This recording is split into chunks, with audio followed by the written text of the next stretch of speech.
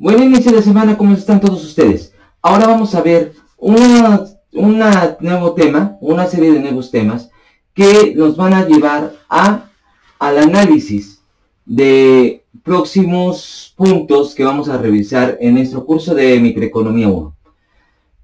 Ya vimos nosotros lo que es la recta presupuestaria. La clase pasada vimos lo que son las curvas de indiferencia. También vimos ya el concepto de utilidad marginal. Ahora vamos a ver otro concepto que es demasiado importante, que es el de la relación marginal de sustitución. ¿Sí? Cada vez que vean RMS van a ver relación marginal de sustitución. ¿Y qué es esto? Esto nada más mide la relación de intercambio entre dos bienes a lo largo de una misma curva de indiferencia. ¿Sí? En este caso, la relación marginal de sustitución mide el cambio que existe en el bien 2 a medida que cambia el uso del bien 1, manteniendo constante la misma curva de indiferencia. Vamos a tomar el ejemplo que puse en la clase pasada. Acuérdense de que habíamos puesto un ejemplo de unas curvas de indiferencia, unos puntos, unas combinaciones de bienes X1 y X2, ¿sí? Y aquí tengo precisamente otra vez los puntos B y C. En estos puntos B y C, por ejemplo, en el punto B, se están consumiendo 16 unidades del bien 1 y 25 unidades del bien 2. Mientras que en el punto C se consumen 25 unidades del bien 1 y 16 unidades del bien 2. Vamos a suponer que el consumidor inicial está en el punto B.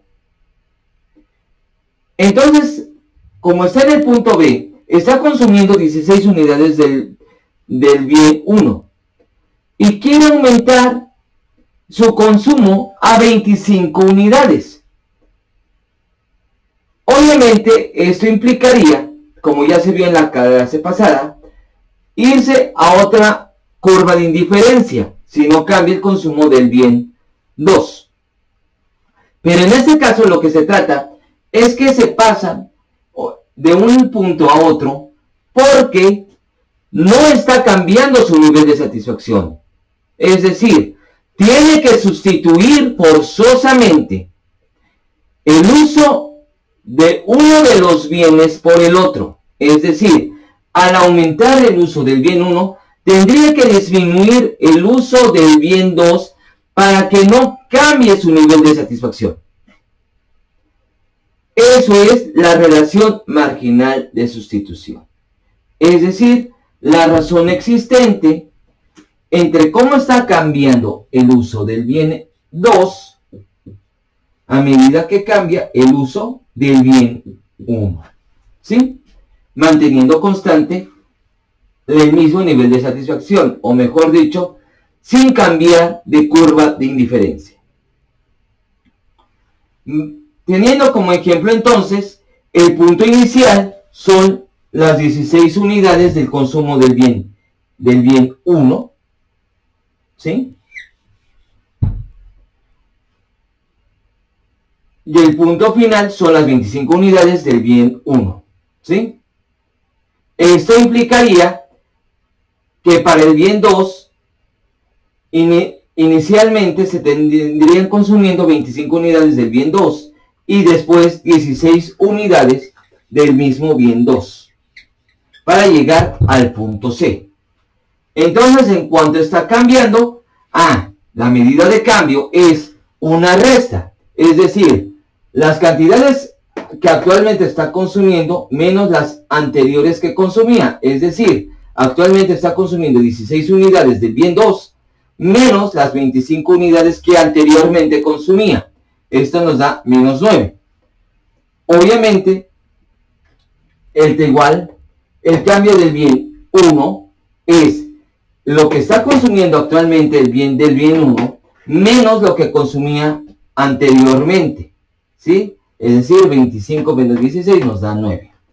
Entonces, La relación marginal de sustitución en este ejemplo sería precisamente el cambio del bien 2 sobre el cambio del bien 1, es menos 9 sobre 9. Obviamente el valor va a ser menos 1.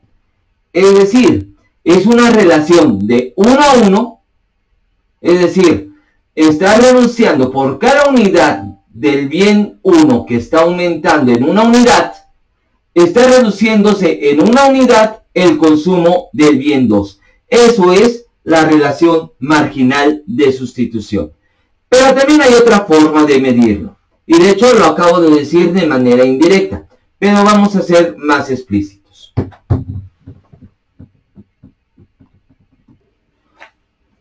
Otra forma de ver la relación marginal de sustitución, y más común, es verlo desde su razón absoluta. Esto implica que ya sabemos de antemano que la relación de sustitución entre cada uno de los bienes es una relación negativa, ¿sí?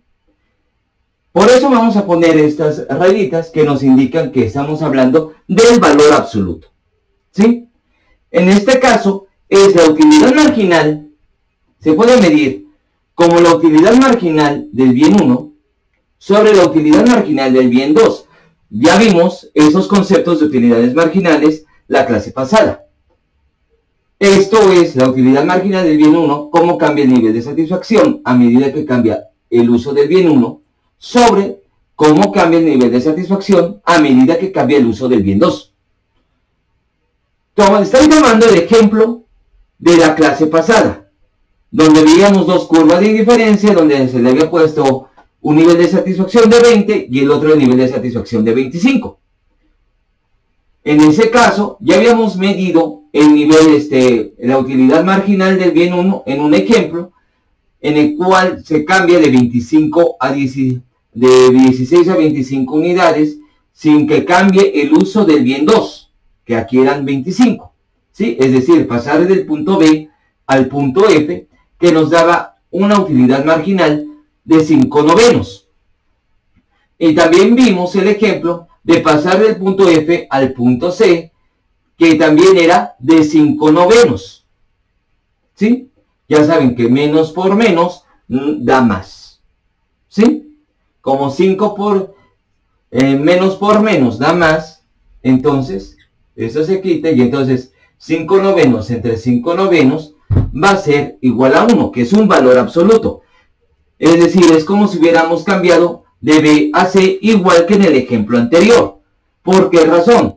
Porque al utilizar este concepto de valor absoluto de la relación marginal de sustitución de utilidades marginales, al fin de cuentas, medios por medios, extremos por extremos, nos da precisamente nuestra definición inicial, ¿sí? En términos absolutos, en el cual sigue midiendo en cuánto se está sustituyendo el uso del bien 2 a medida que está aumentando el uso del bien 1, manteniendo constante el nivel de satisfacción. En este caso, hemos pasado de B a F y de F a C. Pero recuerden que B y C se mantienen en la misma curva de indiferencia. Ese es uno de los usos más comunes para hablar de la relación marginal de sustitución, es decir, la relación existente entre las utilidades marginales. Así como también hay bienes, también hay males. En este caso, ¿cómo podemos graficar los males? Pensemos en dos productos. En el queso y en ese refresco oscuro que embotella en forma de línea, de curviada, que le gustaba a cierto líder guerrillero. Sí, le gustaba a cierto líder guerrillero porque no quería tomar agua de los lagos que se le ofrecían, él prefería tomar este refresco. Y resulta que este refresco es un mal. ¿Sí? Porque es muy adictivo, por el alto índice de azúcar es demasiado adictivo. Entonces, ¿cómo se mide el nivel de satisfacción? Así. Porque es un mal. ¿Cómo se mide la mejora en el nivel de satisfacción? Pues a la medida que disminuyes el consumo del mal. Males hay muchos. Los cigarros son un mal. Es otro ejemplo. Y ocurre que a medida que disminuye el consumo de ese mal, aumenta el grado de satisfacción. Hay otros bienes que son los bienes neutrales. Es decir, ¿cuáles son los bienes neutrales?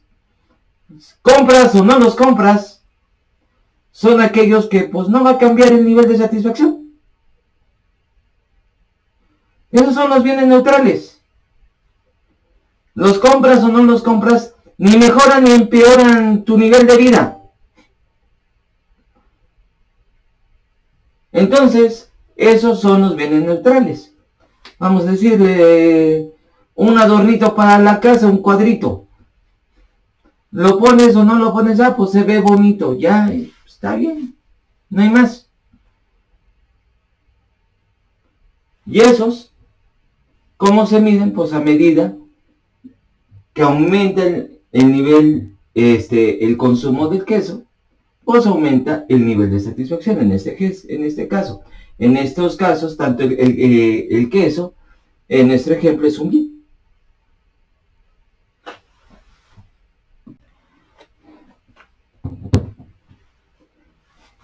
Hay otro tipo de combinación de bienes que no vamos a ver tanto en este momento, pero que sí entran en un axioma de las preferencias convexas, que son las llamadas preferencias cuasilineales. En este caso, uno de los bienes puede ser cero, mientras que el otro jamás será cero.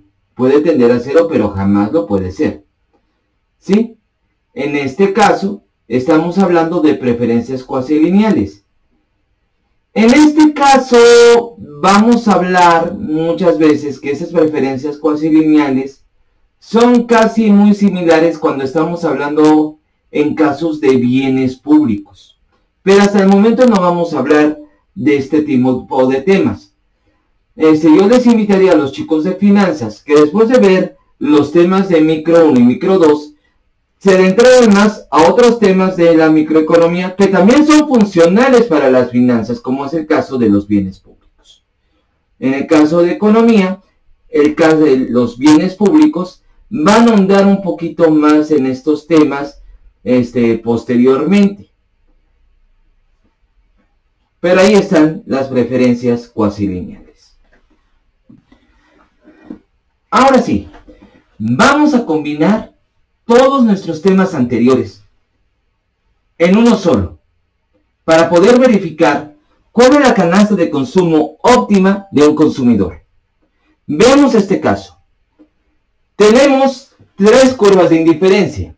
Ya sabemos que esas tres curvas de indiferencia implican que entre más alejada del punto de origen, indican un nivel de satisfacción más elevado. Veamos, el punto B, la canasta de consumo B, es una canasta de consumo que se puede adquirir. ¿Por qué razón? Acuérdense de esta línea, que es nuestra primera línea de consumidor, que es la de la restricción presupuestaria. Y por tanto, todo lo que está dentro de la restricción presupuestaria es lo que se le llama como conjunto presupuestario. Por tanto, el punto B sí es alcanzable, porque el punto B está dentro del conjunto presupuestario. Ahora, ¿qué pasa con la canasta de consumo C? En nuestros supuestos que hemos utilizado, no hemos utilizado alguno en el cual el consumidor utilice o gaste más allá de su nivel de ingreso. Por tanto, en este caso, la canasta de consumo C no es una canasta de consumo que se pueda adquirir y nada que está dentro de esta curva de indiferencia de la canasta de consumo C. Es una curva de indiferencia que está muy alejado de la recta de restricción presupuestaria. Ahora, ¿qué pasa? En este caso, si el consumidor consume o gasta la totalidad de su ingreso, entonces la canasta de consumo A es una canasta de consumo óptima. ¿Por qué razón?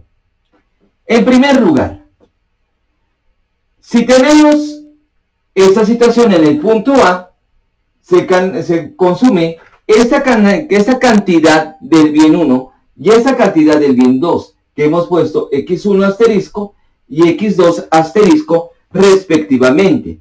Y en ese punto se gasta la cantidad total del ingreso comprando esas cantidades que se encuentran en nuestro gráfico, ¿sí? Otra razón por la que la canasta de consumo A es óptima, porque un consumidor va a preferir la canasta de consumo a la canasta de consumo B. Cualquier consumidor racional. En este caso, la canasta de consumo A sigue todos los axiomas que hemos visto, que hemos relacionado. ¿Cuáles son? El axioma de la completitud, el axioma de la reflexibilidad, el axioma de transitividad, además de que también en esas curvas de indiferencia, cada punto pasa por todos los espacios de bienes, es decir, las canastas de consumo A, B y C pasan por la zona de consumo de bienes, no se están intersectando ninguna de las curvas de indiferencia, todas tienen una pendiente negativa. Como ya se dijo, el punto C, la curva de indiferencia, que donde está la canasta de consumo C, es una curva de indiferencia que indica un nivel de satisfacción más elevado en comparación a A o B, aunque no es alcanzable por el nivel de ingresos, y todos son convexos, ¿sí? ¿Qué indica que sean convexos? Por tanto, que al existir esta convexidad, nos está indicando que existe una tangencia entre la curva de indiferencia y la recta de restricción presupuestaria. Esto se le llama tangencia, ¿sí? ¿Por qué razón?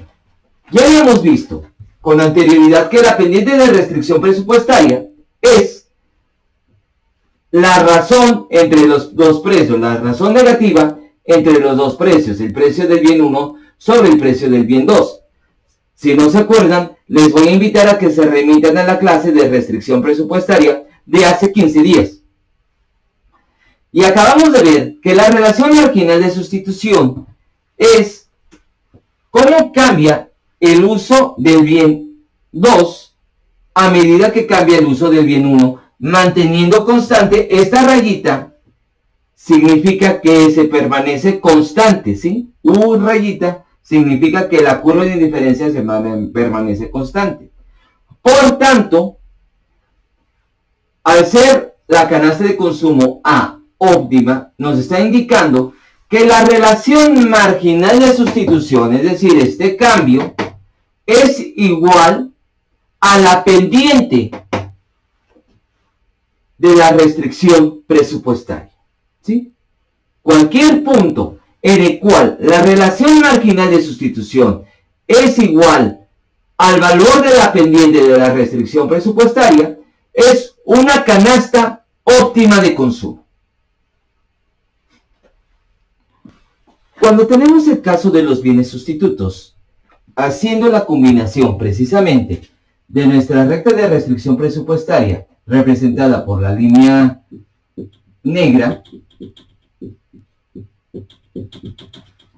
en ambos casos, mientras que las rectas de indiferencia están marcadas por las líneas rojas y verdes, en ambos casos, bueno, más bien rosas,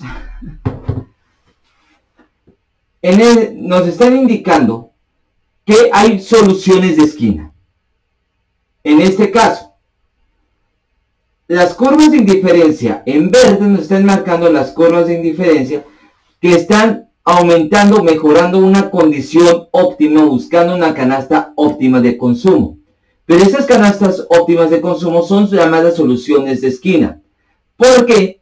Porque al fin de cuentas, cuando el precio de un bien es más elevado que el precio del otro, entonces los consumidores van a seleccionar un bien ¿sí?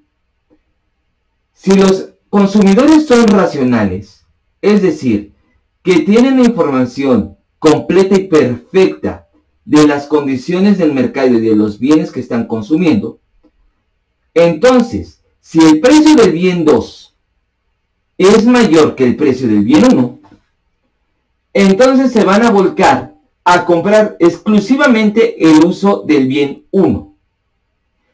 En este caso,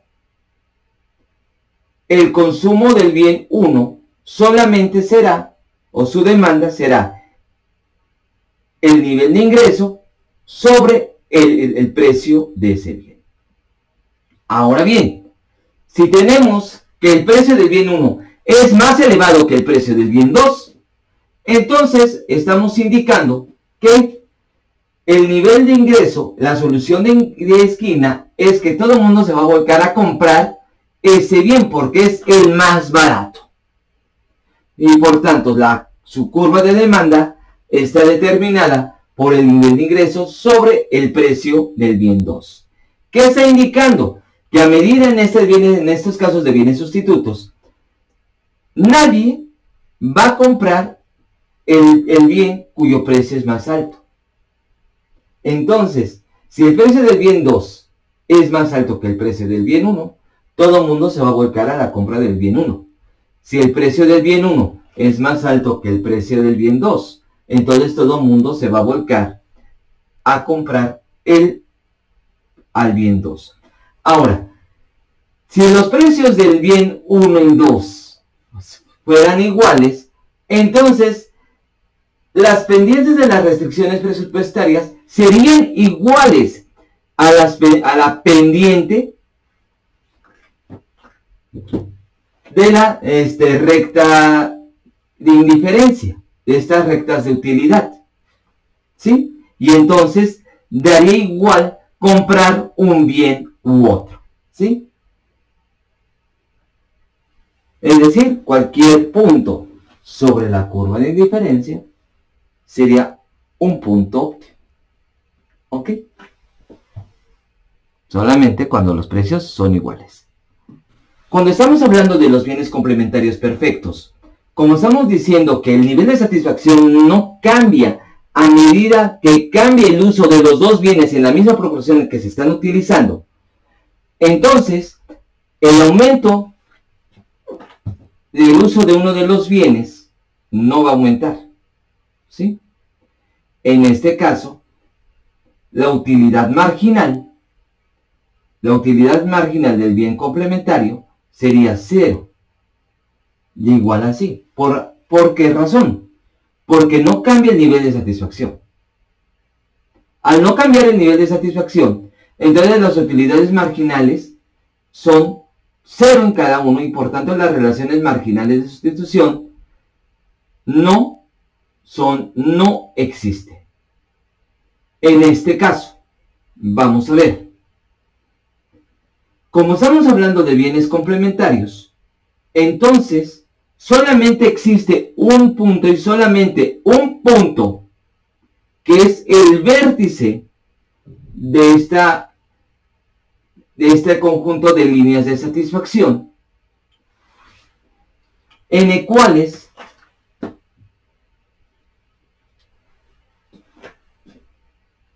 el punto es óptimo y las curvas de demanda serían de esta forma. Vamos a decirlo que entonces las utilidades marginales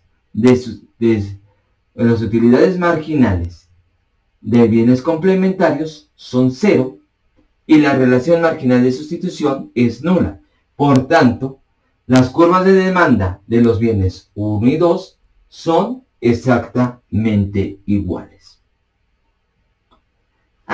¿Quieren saber cuál es la utilidad marginal en el caso de los bienes perfectos? Vamos a verlo rápido. Muy bien. ¿Qué vamos a ver?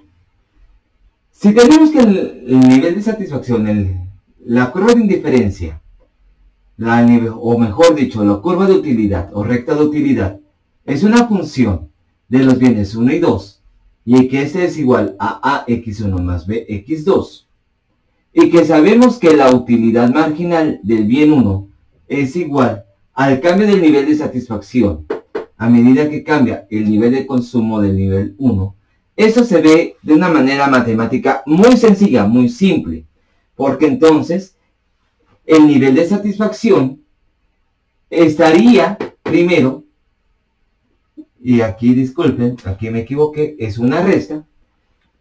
El nivel de satisfacción estaría dependiendo del consumo que se consumía antes más el cambio existente en ese bien, manteniendo constante el uso del bien 2 menos el nivel de satisfacción anterior que dependía de las condiciones iniciales.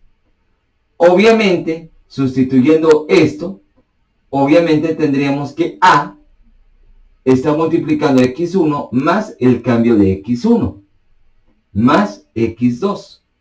Obviamente, si esto lo restamos a la condición original, nada más nos quedaría A por el cambio de x1 sobre el cambio de x1. Y por tanto la utilidad marginal del bien 1 cuando son bienes sustitutos perfectos es igual a 2. Si hacemos lo mismo, yo les digo que hagan la operación con mucha calma, con mucha tranquilidad en su casa, ¿sí? Y con eso van a ver que esto va a ser igual a A y que la utilidad marginal de 2 va a ser igual a B. Y como la relación marginal de sustitución en su valor absoluto es la utilidad marginal de 1 sobre la utilidad marginal de 2, entonces la relación marginal de sustitución es A sobre B, que al fin de cuentas es la pendiente de esta recta de satisfacción. ¿Sí? Por tanto, cuando estamos hablando de las soluciones de esquina, entonces estamos hablando que A sobre B es igual a una de las soluciones de esquina que ya vimos. ¿Sí? Por tanto, también tenemos que señalar que cuando los precios de ambos bienes son iguales, entonces la pendiente de la restricción presupuestaria también es igual a A sobre B. ¿Sí? Ahora vamos a ver el caso de los Cobb-Douglas. Nuestra solución de elección óptima en el caso de los Cobb-Douglas implica que si tenemos nuestra curva de indiferencia de la forma x1a por x2 a la 1 menos a, vean que aquí cambié la b de la otra ocasión, de la clase anterior, a 1 menos a, ¿sí? Porque al fin de cuentas a más b tienen que ser igual a 1. En este caso, a más 1 menos a va a ser igual a 1. Para no hacerles tanto desarrollo matemático, porque hasta apenas están desarrollando todos los conceptos de cálculo diferencial en la materia respectiva, estamos viendo que la utilidad marginal del bien 1 es igual a A por la razón de x2 a la 1 menos a sobre x1 a la 1 menos a. Y la utilidad marginal del bien 2 es 1 menos a por la razón de x1 a la a y x2 a la a. Por tanto, la relación marginal de sustitución, utilidad marginal del bien 1, utilidad marginal del bien 2, utilizando medios por medios, extremos por extremos, nos va a quedar a x2 sobre 1 menos a x1. ¿Sí?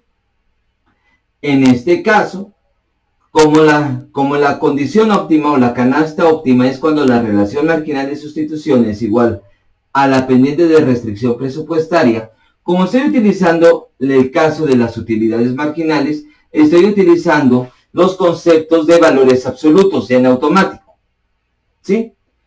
Y en este caso, nos estamos diciendo que exactamente de esta relación marginal de sustitución, resultado de esta combinación de utilidades marginales, de esta razón de utilidades marginales, es igual a la pendiente de la restricción presupuestaria. Haciendo las combinaciones correspondientes de XA y X2 y X1, y sustituyéndolo en la recta de restricción presupuestaria, la solución óptima o las curvas de demanda de los bienes 1 y 2 son A por el nivel de ingreso sobre el precio 1 y 1 menos A, el nivel de ingreso para el precio 2 para el caso del bien 2. Que estas son precisamente, en asterisco, las soluciones óptimas. Veamos un ejemplo rápido. No nos tardamos 5 minutos y terminamos nuestra clase. Muy bien. Vamos a ver el caso del Cobb-Douglas en un ejemplo numérico. Pongamos que A es igual a 0.5 y obviamente 1 menos A es igual a 0.5. En este caso, A más 1 menos A va a ser igual a 1. Vamos a tener que tenemos un ingreso de 400 unidades monetarias, mientras que el precio del bien 1 es de 8 unidades monetarias, mientras que el precio del bien 2 es de 12.5 unidades monetarias. Si sustituimos con nuestra solución de elección óptima, entonces A es igual a 0.5, ingreso igual a 400, P1 igual a 8, lo cual nos va a dar que se están adquiriendo 25 unidades del bien 1, mientras que del bien X2, 1 menos A, 0.5, ingreso 400, precio del bien 2, 12.5, lo cual nos va a dar que se están comprando 16 unidades del bien 2. Si sustituimos esto en nuestra función de utilidad, 25 a la 0.5 y 16 a la 0.5, que al fin de cuentas, si ustedes se dan cuenta, 25 a la 0.5 es como decir la raíz cuadrada de 25, y 16 a la 0.5 es decir la raíz cuadrada de 16. Sabemos que entonces 5 por 4, la raíz cuadrada de 25 es 5, raíz cuadrada de 16 es 4, 5 por 4 va a dar 20. Ese es 20 el nivel de satisfacción. Ahora la utilidad marginal, ¿sí? Si sustituimos nuestros datos de utilidad marginal, vamos a tener que la utilidad marginal del bien 1 va a ser igual a 0.4, mientras que la utilidad marginal del bien 2 va a ser igual a 0.625, ¿sí? Porque aquí tenemos 0.5, bien 2, raíz cuadrada del bien 2, raíz cuadrada del bien 1, 4 quintos por 0.5, nos va a dar 2 quintos igual a 0.4. Igual, raíz cuadrada de 25 sobre raíz cuadrada de 4, 5 sobre 4 por 0.5, nos va a dar 0.625. Y la relación marginal de sustitución, que es la utilidad marginal de 1 sobre la utilidad marginal de 2, es 0.4 por 0.625 y va a ser exactamente 0.64. ¡Voilá! 8 entre 12.5 es igual a 0.64. ¿Sí? ¿Sí? Entonces, ¿qué estamos diciendo? Que entonces efectivamente es una selección óptima este punto. Con esto acabamos la clase del día de hoy, ¿sí? Les invito cordialmente a que sigan estudiando, a que sigan leyendo. A más tardar este día domingo se va a lanzar la clase, la segunda tarea. Les felicito a la mayoría por hacer una muy buena tarea. Algunos sí tienen algunas fallas. Hay que cuidar todos esos problemas, pero los vamos a revisar en las clases del lunes 30 y martes 31 de acuerdo a su horario de clase, ¿sí? Vamos a ver en la siguiente clase qué pasa cuando con esta elección óptima, cuando se aplica un impuesto, cuando aumenta el precio, cuando hay un impuesto en el precio, cuando hay un impuesto en el ingreso, cuando aumenta el precio de uno de los bienes, qué es un bien normal, qué es un bien inferior y qué son los sustitutos perfectos, cuáles son los complementarios perfectos, y qué está pasando y cómo se están conformando las llamadas curvas de Engel. Así también esperemos llegar a ver lo que es la función inversa de demanda. Con todo esto, me despido enviándoles un cordial saludo a todos ustedes.